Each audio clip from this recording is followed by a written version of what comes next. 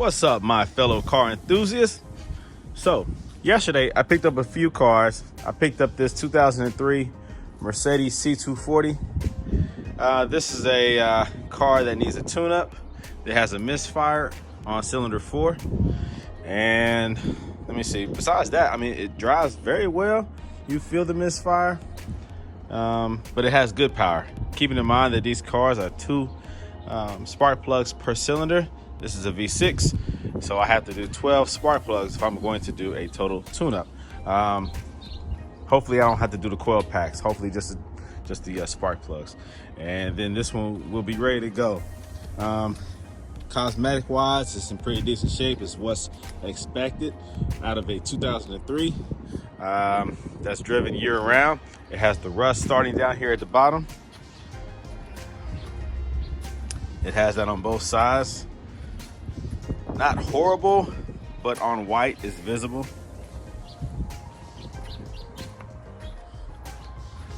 There you go, you see that? A little bit worse on the driver's side right there. But I'm not gonna fix that. You know, I don't have much money in it. So what I'm gonna do is do the tune-up and get this bad boy sold. Interior is not too bad. I'll clean it up, spruce it up a little bit, and get it out of here. My second project,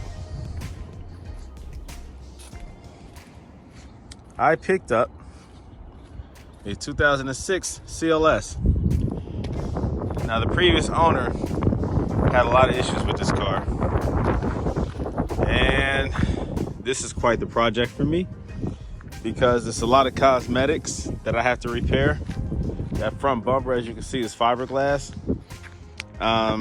Instead of buying an OEM replacement, they decided to go with the aftermarket fiberglass bumper.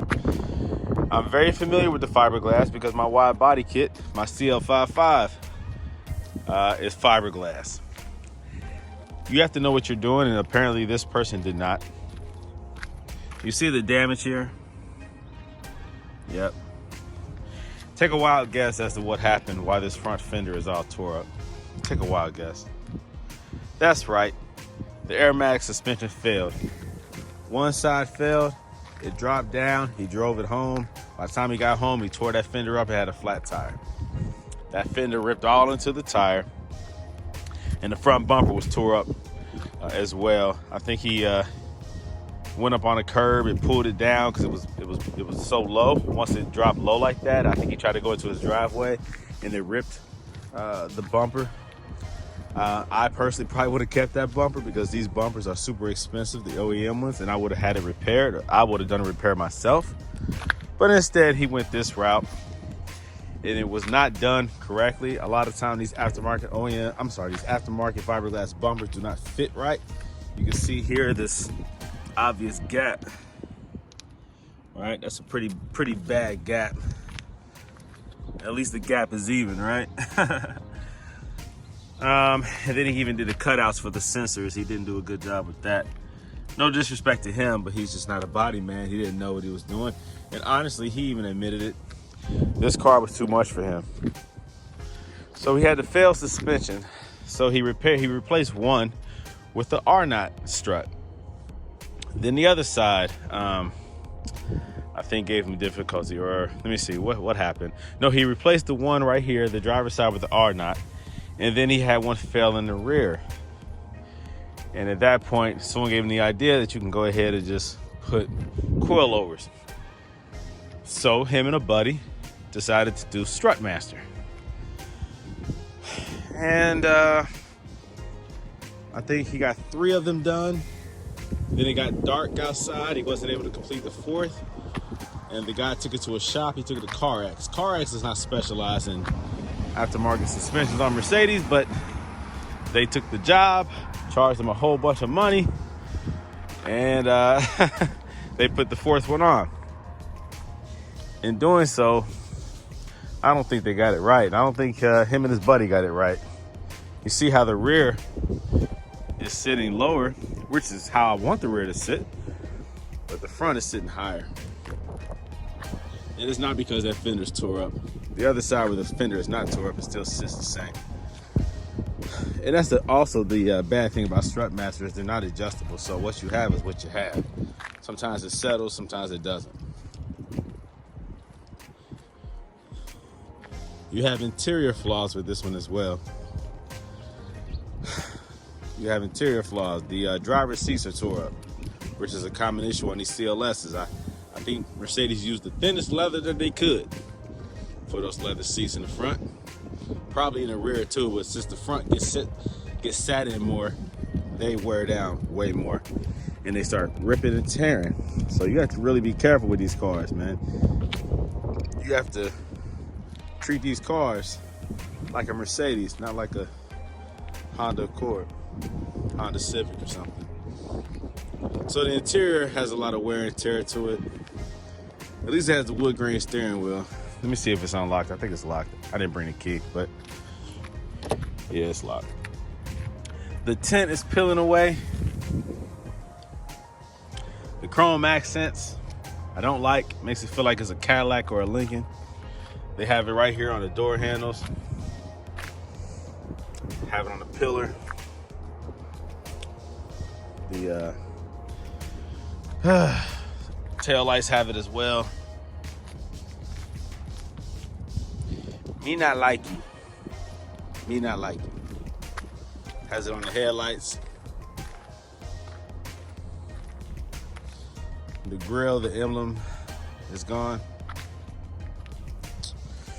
Those headlights can be buffed.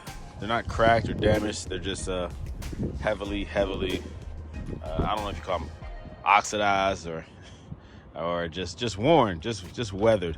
All right, that can be brought back to life. I can buff those. It's missing the fog lights, the connections. Shoot, I gotta double check, but I think this thing had marker lights. So those plugs don't have anything to plug into. There's no cutouts for that on this bumper. You have cutouts for the fog lights, but they're not present. There's a lot of loose wires down here, a lot of cut up wires. So I have to figure that out. This is for the aromatic, for the suspension. A lot of that stuff down here is tore up. It's just messed up. Now these wheels, these are Nietzsche's. Now, it looks like they might be oxidized, but they're not. But they will be if I don't get all this salt off of here. They actually are in good shape, but they need to be cleaned up, like urgently. These are staggered. These are 245 30/20 tires. That's too low profile. That's like rubber bands on this car. I'm sure that contributed to his suspension failing prematurely. It's a lot of impact when you hit bumps. Cincinnati roads are horrible, so you know your wheels will get banged up pretty bad. Puts a lot of stress on the suspension. These are 275 35/20s. I mean, that's okay. Like, I have a 30 series tire on my SL, and let me see, what do I have? No, these are 35s in the rear. Whoa, 35s in the rear and 30s in the front. That's not right. He should have put a 40 series in the front. At least a 35, but definitely a 40. I mean, these are staggered. 275 35/20 is perfect for the rear. That's a 35 series tire. That's good height. That's good thickness. Dang, look at that. Got some road rash right here, some curb. Dang. But in the front, you don't go smaller sidewall, you go taller than the rear, if not the same. So he should have went with 40 in the front. And that would help out with that gap. So I'm gonna retract my statement a little bit. I mean, that would help fill that gap right there. Just putting a taller tire. That might be an issue. That might be the issue that I'm seeing.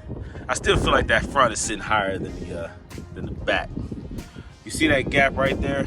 I have that much room to add. So I have like an inch and a half more tire that I can add to it. So definitely a 40 series. That 245 30 is way too small. Way too small. You'll feel every bump in the road. Look at it. It don't even look right. Look at that. So I can save these wheels.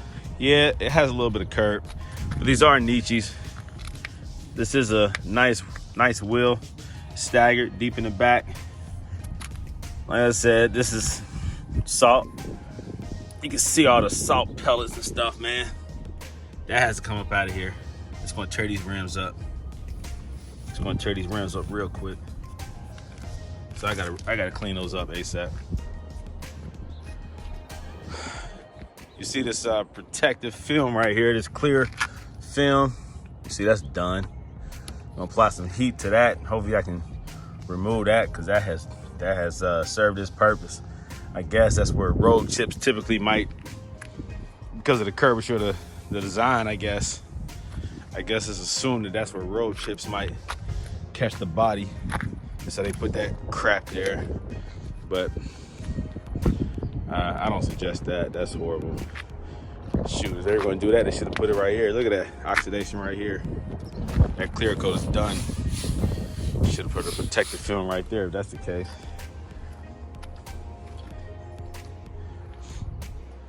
Couple little accents here, little accessories. This little window spoiler, but look at it. Whoever painted it needs to go back to paint school. Look at that. That's dude. Nice, but it needs to be redone. The paint on the car actually looks okay. It's not like scratched up or tore up. There's just parts that need to be, I don't know, touched back up, I guess. The spoiler right here, I don't like. It's one of them eBay ones that you just stick on with the 3M tape. It's like a matte black or whatever. You know, I think somebody was just doing a little bit too much with this. Maybe at one point they did look good. That was their style. I'm not a fan of it though. I think they just went a little bit too far with it. This car is beautiful as is. It doesn't need a whole lot. Some nice wheels. You know, you decide to put tinted windows on there, that's cool. But it just doesn't need a lot. So I have a project on my hands. This one right here will take some time. This will take some time. I've always felt like the CLS is a beautiful car. They call them coupes, I guess, but they're not. They're 4 doors. They have a coupe-like look to them. I think it's a beautiful car. For the price that I have in it, for the money I have in it, for the price that I got it, the wheels are worth what I paid for the car. I just put it like that. So, as it gets warmer out here, and as the snow starts to melt, I'll be outside more, working on my projects. All my cars are dirty. Yeah, filthy, man. It's embarrassing driving this stuff. It's so dirty. But I'm not the type to be out here in the wintertime washing my cars just to hit the roads and for them to get dirty again. This is the only one that I didn't drive this winter. I just been letting snow build on it. Just let it melt naturally. I haven't even removed snow. I just let it do its thing.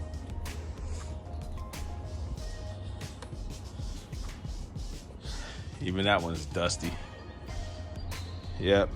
And I did drive this one in the beginning of the winter. Yep. So I'm glad it's warming up here in Cincinnati.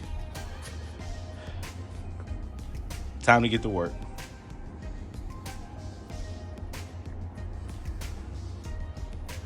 Till next time. Peace out.